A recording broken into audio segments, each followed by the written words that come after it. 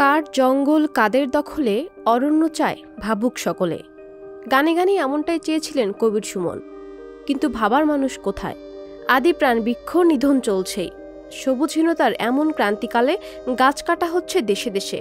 বৃথা যাচ্ছে পরিবেশবাদীদের ক্ষোভ, আর যারা গাছ কাটছেন তারা দোহাই দিচ্ছেন উন্নয়নের।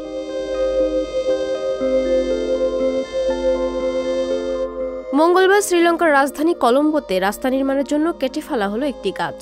রাস্তা নির্মাণে বহু গাছই কাটা হয়, তবে এটি একটি বিশেষ প্রজাতির লেগুম গাছ ছিল। গাছটি ছিল এ প্রজাতির সর্বশেষ বৃক্ষ।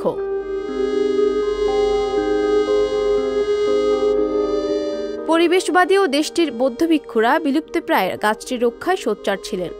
ভিক্ষুরা ধর্মীয় দৃষ্টিকোণ থেকে গাছটিকে পবিত্র হিসেবে বিবেচনা করতেন।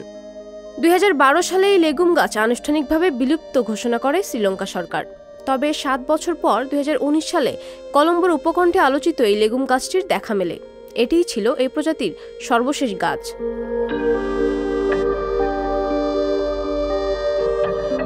স্থানীয় এক বাসিন্দা সংবাদ মাধ্যমকে জানান, রাস্তা নির্মাণের কাজে যুক্ত কয়েকজন কর্মী ভারী যন্ত্রপাতি দিয়ে শুরুতে গাছটির ডালপালা ছেঁটে ফেলেন। এরপরে পুরো গাছ উপড়ে নিয়ে চলে যান তারা। ওই ব্যক্তি বলেন, আমাদের প্রতিক্রিয়া জানানোর আগেই তারা লেগুম গাছটি কেটে নিয়ে চলে যান।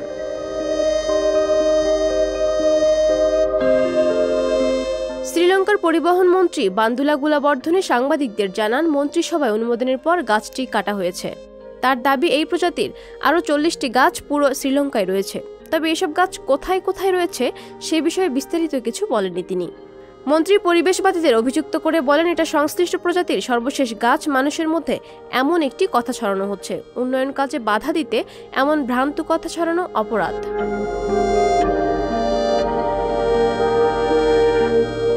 26 ফুট উচ্চতার গাছটি কেটে ফেলার তোড়জোড় শুরু হয় প্রথম 2021 সালের ফেব্রুয়ারিতে।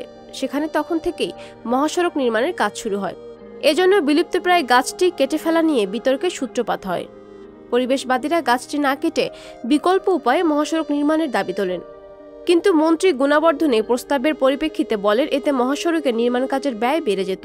অতিরিক্ত প্রায় 1500 কোটি শ্রীলঙ্কান রুপি বা 5 কোটি মার্কিন ডলার খরচ হতো।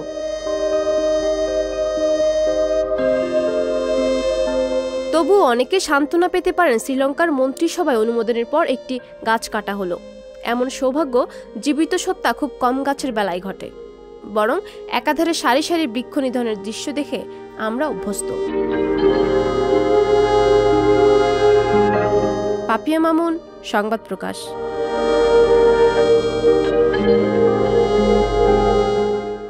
সংবাদ, ফিচার ও অনুষ্ঠানের জন্য ভিজিট করুন সংবাদ প্রকাশের ওয়েবসাইট এবং যুক্ত থাকুন ফেসবুক পেজ ও ইউটিউব চ্যানেলের সঙ্গে।